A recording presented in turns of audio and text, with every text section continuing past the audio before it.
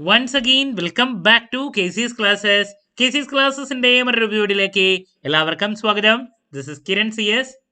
Kerala PSC accountant junior accountant category number 363 364 2025 ഈ ഒരു പോസ്റ്റിന്റെ നോട്ടിഫിക്കേഷൻ കഴിഞ്ഞ ദിവസം വന്നു. അതിനുശേഷം നമ്മൾ നല്ലൊരു സ്റ്റഡി പ്ലാൻ വീഡിയോ അപ്ലോഡ് ചെയ്തു. ദെൻ നമ്മൾ ഇപ്പോൾ ചെയ്തുകൊണ്ടിരിക്കുന്നത് സ്മാർട്ട് സ്റ്റഡി വീഡിയോസിലെ ഏറ്റവും ഇമ്പോർട്ടൻ്റ് ആയിട്ടുള്ള മൊഡ്യൂൾ വൈസ് അനാലിസിസ് ആണ്. ഓരോ മൊഡ്യൂളിലെയും ഓരോ പാർട്ടിൽ നിന്നും എത്ര ചോദ്യങ്ങൾ നമുക്ക് എക്സ്പെക്ട് ചെയ്യാം, ദെൻ പഠിക്കുമ്പോൾ ശ്രദ്ധിക്കേണ്ട കാര്യങ്ങൾ. ടോട്ടൽ 10 മാർക്കിന്റെ ചോദ്യങ്ങളാണ് ഒരു മൊഡ്യൂളിൽ നിന്ന് വരുന്നത്. അതിൽ നമുക്ക് ഒരു മിനിമം ഒരു 7 മാർക്കെങ്കിലും നമുക്ക് സ്കോർ ചെയ്യണമെങ്കിൽ, അല്ലെങ്കിൽ ടോട്ടൽ 10 മാർക്സിലോട്ട് നമുക്ക് എത്തിച്ചേരണമെങ്കിൽ നമ്മൾ ശ്രദ്ധിക്കേണ്ട കാര്യങ്ങൾ എന്തൊക്കെയാണ്, ഇതെല്ലാം ഇൻക്ലൂഡ് ചെയ്തിട്ടുള്ളതാണ് നമ്മുടെ മൊഡ്യൂൾ വൈസ് അനാലിസിസ്. സോ നമ്മൾ ഇന്നത്തെ വീഡിയോയിൽ 3ാമത്തെ മൊഡ്യൂളായിട്ടുള്ള കോസ്റ്റ് അക്കൗണ്ടിങ്ങിലോട്ടാണ് കിടക്കുന്നത്. വീഡിയോയിലോട്ട് പോണേക്കാൾ മുമ്പ് പറയാനുള്ളത്, നമ്മുടെ സ്ഥാപനം Kerala PSC commerce and management relate ചെയ്തിട്ടുള്ള എല്ലാ പോസ്റ്റുകൾക്കും ഓൺലൈനായിട്ട് കോച്ചിങ് പ്രൊവൈഡ് ചെയ്യുന്ന സ്ഥാപനമാണ്. സോ നമ്മൾ ഈ ഒരു പോസ്റ്റിന് ഓൺലൈനായിട്ട് കോച്ചിങ് പ്രൊവൈഡ് ചെയ്യുന്നുണ്ട്. നമ്മുടെ ആപ്പിലൂടെയാണ് ക്ലാസ്സസ് വരുന്നത്. Live session, recorded session, PDF notes, MCQ practice ഇതൊക്കെ അവൈലബിൾ ആയിരിക്കും. സോ നമ്മുടെ ക്ലാസ്സിൽ ജോയിൻ ചെയ്ത് പഠിച്ച് ഈ ഒരു പോസ്റ്റ് ക്രാക്ക് ചെയ്യാൻ താല്പര്യമുള്ള സ്റ്റുഡൻസിന് ഡിസ്ക്രിപ്ഷൻ ബോക്സിലുള്ള എൻ്റെ വാട്സപ്പ് നമ്പറിൽ കോൺടാക്ട് ചെയ്യാം, ക്ലാസ്സസ് ആക്സസ് ചെയ്യാം. ഓക്കെ, സോ നമുക്ക് എന്തെങ്കിലും വീഡിയോയിലോട്ട് കിടക്കാം. ഇതാണ് 3ാമത്തെ മൊഡ്യൂൾ വരുന്നത്, കോസ്റ്റ് അക്കൗണ്ടിങ്. കംഫർട്ടബിൾ ആയിട്ട് സ്കോർ ചെയ്യാൻ സാധിക്കുന്ന ഒരു മൊഡ്യൂളാണ്. നല്ല രീതിയിൽ പഠിക്കാനുണ്ട്. കൺസെപ്റ്റ് നന്നായിട്ട് മനസ്സിലാക്കി വയ്ക്കണം എന്ന് മാത്രം. സ്റ്റേറ്റ്മെന്റ് രൂപത്തിലുള്ള ചോദ്യങ്ങളാണ് മെജോറിറ്റി വരുന്നത്. അതുകൊണ്ട് തന്നെ ഇപ്പോൾ ഇതിൽ ഡിറക്റ്റ് ചോദ്യങ്ങൾ ചിലപ്പോൾ 2 ഉണ്ടാവാൻ സാധ്യതയുള്ളൂ. ഇപ്പോൾ ബാക്കി 8 ചോദ്യങ്ങളും സ്റ്റേറ്റ്മെന്റ് രൂപത്തിലുള്ളതായിരിക്കും. അപ്പം നല്ല രീതിയിൽ കാര്യങ്ങൾ മനസ്സിലാക്കണം. ഓക്കെ, ഇപ്പോൾ ഡിറക്റ്റ് ചോദ്യങ്ങൾ എന്ന് പറയുന്നത് ഇപ്പോൾ മിക്കതും 10 ചോദ്യത്തിൽ 2 പ്രോബ്ലംസ് ഇടാറുണ്ട്. അതാണ് മിക്കതും ഡിറക്റ്റ് എന്ന് പറയാൻ പറ്റുക. ബാക്കി മിക്കതും തിയറി ആയിട്ടാണ്, ഇപ്പോൾ തിയറി സ്റ്റേറ്റ്മെന്റ് രൂപത്തിലുള്ളതാണ് വരുന്നത്. അപ്പോൾ ആദ്യം തന്നെ നമുക്ക് ഓരോ ഏരിയാസിൽ നിന്നും എത്ര ചോദ്യങ്ങൾ എക്സ്പെക്ട് ചെയ്യാം എന്നുള്ളത് നോക്കാം. ഇപ്പം ഇതിൽ കോസ്റ്റ് അക്കൗണ്ടിങ്ങിൻ്റെ ഇൻട്രൊഡക്ഷൻ നിങ്ങൾക്ക് കാണാൻ സാധിക്കും. ബേസിക്സ് എന്താണ് കോസ്റ്റ്, അതുപോലെ തന്നെ ഈ പറയുന്ന cost accounting, cost accountancy, cost centre, profit centre, അങ്ങനെ ബേസിക്സ് ഉണ്ട് ആദ്യം നമുക്ക് കാണാൻ സാധിക്കും അല്ലേ. അപ്പോൾ ആ ബേസിക്സിൽ നിന്ന് ഒരു ചോദ്യമാണ് അവരിടാറ്, ഒറ്റ ക്വസ്റ്റ്യൻ. Okay, 1 mark. അതിനുശേഷം നമുക്ക് നെക്സ്റ്റ് മെറ്റീരിയൽ, ലേബർ, ഇതാണ് മെയിനായിട്ട് വരുന്നത്.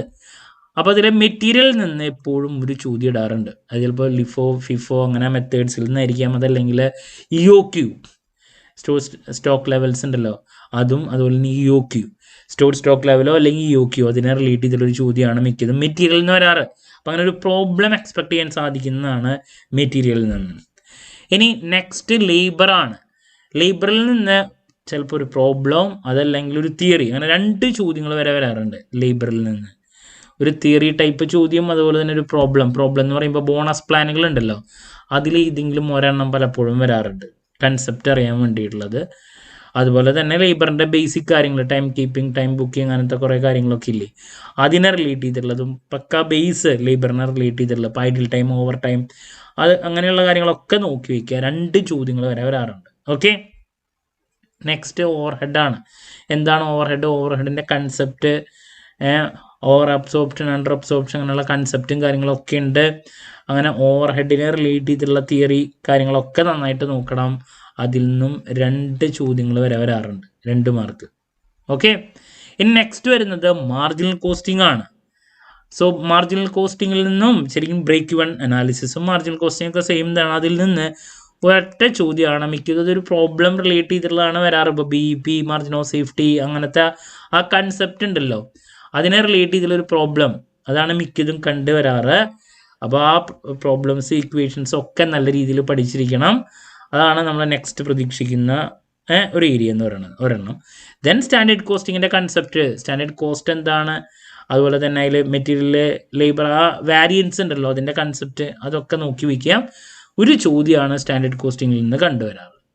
ദെൻ പിന്നെ കോസ്റ്റ് റിഡക്ഷനും കോസ്റ്റ് മാനേജ്മെൻറ്റും, അതിൽ മിക്കതും കോസ്റ്റ് റിഡക്ഷനെ റിലേറ്റ് ചെയ്തിട്ടുള്ള, കോസ്റ്റ് കൺട്രോളിനെ റിലേറ്റ് ചെയ്തിട്ടുള്ള ഒരു ചോദ്യമാണ് മിക്കതും കണ്ടുവരാറ്. എല്ലാ പേപ്പറിലും ഉണ്ടാവാറുണ്ട്. റിഡക്ഷനോ മാനേജ്മെൻറ്റോ, മിക്കതും റിഡക്ഷനാണ് വരാറ്, cost reduction and cost control. അപ്പോൾ ഇങ്ങനെയാണ് 10 ചോദ്യങ്ങളുടെ ലൊക്കേഷൻ ഈ ഒരു ഏരിയയിൽ നിന്ന് കണ്ടുവരാറ്. അപ്പോൾ ഇതിൽ നിന്ന് ഒരു ചോദ്യം, ഇപ്പോൾ ഒരു ചോദ്യമായി 1, ദെൻ മെറ്റീരിയൽ 2, ലേബർ 2, അപ്പോൾ 4, ഓവർഹെഡ് 2, 6, 7, 8, 9, ദെൻ ഒരു ചോദ്യം ഈ പറഞ്ഞ ബ്രേക്ക് ഇൻ അനാലിസിസിൽ നിന്ന് തന്നെ ചിലപ്പോൾ ഒരെണ്ണം കൂടി വേണമെങ്കിൽ വരാം. അങ്ങനെ ഇതിൽ നിന്ന് ഒരെണ്ണം എക്സ്പെക്ട് ചെയ്യാം. അപ്പോൾ ഈ രീതിയിലാണ് ഒരു 10 ചോദ്യങ്ങൾ മിക്കതും കണ്ടുവരാറ്. ഓക്കെ, അപ്പോൾ എന്താണ് നല്ല രീതിയിൽ സ്കോർ ചെയ്യാൻ സാധിക്കുന്ന ഇതിൽ പലപ്പോഴും ഞാൻ പറഞ്ഞു ഇതിൻ്റെ ഒരു വീണ്ടും ഒരു ബ്രേക്ക് ഡൗൺ ഡീറ്റെയിൽസിലോട്ട് കിടക്കുകയാണെങ്കിൽ 10 എണ്ണത്തിൽ പ്രോബ്ലം 2 എണ്ണം മാർജിനൽ കോസ്റ്റിങ്ങിൽ നിന്നൊരു പ്രോബ്ലം, പിന്നെ ഇവിടെ ഒരു തിയറിയും, അപ്പോൾ ഒരു പ്രോബ്ലം, പിന്നെ മെറ്റീരിയലിൽ നിന്നോ ഒരു പ്രോബ്ലം മിക്കതും കാണാറുണ്ട്. അപ്പോൾ ഇങ്ങനെ 2 പ്രോബ്ലം ചോദ്യങ്ങൾ ഇതിൽ നിന്ന് വരാറുണ്ട്. പിന്നെ ഡിറക്റ്റ് ചോദ്യം ഏതെങ്കിലും ഒരെണ്ണം പിന്നെ തിയററ്റിക്കലിൽ നിന്ന് വന്നാലായി. ബാക്കി 7 എണ്ണവും സ്റ്റേറ്റ്മെൻറ്റ് രൂപത്തിലുള്ളതാണ് ഇപ്പോൾ കണ്ടുവരുന്നത് മിക്കതും. ഓക്കെ, അപ്പോൾ അങ്ങനെ ടോട്ടൽ 10 എണ്ണത്തിൽ ശരിക്കും പറഞ്ഞാൽ ഡിറക്റ്റ് അപ്രോച്ച് ഉള്ളത് ശരിക്കും പറഞ്ഞാൽ 2-3 എണ്ണമാണ് പ്രോബ്ലം ഉൾപ്പെടെ. ബാക്കിയുള്ള 7 എണ്ണത്തിൽ ഒരു 2 എണ്ണം 3 എണ്ണോ സ്റ്റേറ്റ്മെൻറ്റ് രൂപത്തിലുള്ളതിൽ തന്നെ കുറച്ച് ടഫായിട്ടുള്ളതാണ് വരാറ്. പിന്നെ പ്രോബ്ലം ചിലതൊക്കെ നിങ്ങൾ ചെയ്ത് നോക്കുമ്പോൾ നിങ്ങളുടെ ടൈം കൺസ്യൂമിങ് ആണ്. അപ്പോൾ നിങ്ങൾക്ക് ഇതിൽ നിന്ന് ഒരു 7 എണ്ണം തെറ്റാണ്ട് കിട്ടണമെങ്കിൽ കുറച്ചൊന്ന് ശ്രദ്ധിക്കേണ്ടതായിട്ട് വരും. കാരണം മൊത്തം ക്വസ്റ്റ്യൻ പേപ്പർ നമ്മൾ ചെയ്തു പോകുമ്പോഴാണ് നമ്മുടെ ആ ഒരു സമയത്തെ പ്രസൻസ് ഓഫ് മൈൻഡ് കറക്റ്റായിട്ട് കിട്ടാനുള്ള ഒരു ബുദ്ധിമുട്ട് കുട്ടികൾ പലപ്പോഴും ഫേസ് ചെയ്യുന്നത്. ഓക്കെ, അപ്പോൾ ഇതാണ് നമ്മുടെ മൊത്തം മൊഡ്യൂൾ ഡീറ്റെയിൽസ്. അപ്പോൾ പഠിക്കുമ്പോൾ നിങ്ങൾക്ക് നിങ്ങൾ ഫോക്കസ് ചെയ്യേണ്ട രീതികൾ എന്തൊക്കെയാണെന്ന് ചോദിച്ചിട്ടുണ്ടെങ്കിൽ ബേസിക്സ് തന്നെ ആദ്യം പഠിക്കുക. അതുപോലെ തന്നെ കോസ്റ്റ് കൺട്രോള്, അതിനെപ്പറ്റിയുള്ള കാര്യങ്ങൾ, മെറ്റീരിയൽ നല്ല രീതിയിൽ പഠിക്കുക. ഈസി ആയിട്ട് സ്കോർ ചെയ്യാൻ പറ്റുന്നതാണ്. ലേബർ ആണെങ്കിലും ഓവർഹെഡ് അവസാനം നോക്കിയാൽ മതി. പിന്നെ നിങ്ങൾക്ക് കംഫർട്ടബിൾ ആയിട്ട് സ്കോർ ചെയ്യാൻ സാധിക്കുന്നതാണ് marginal costing, break even analysis, cost reduction, അതിനെപ്പറ്റിയുള്ള കാര്യങ്ങൾ. പിന്നെ സ്റ്റാൻഡേർഡ് കോസ്റ്റിങ്ങും ഓവർഹെഡ്സും ഇതിലോട്ട് കിടക്കാം.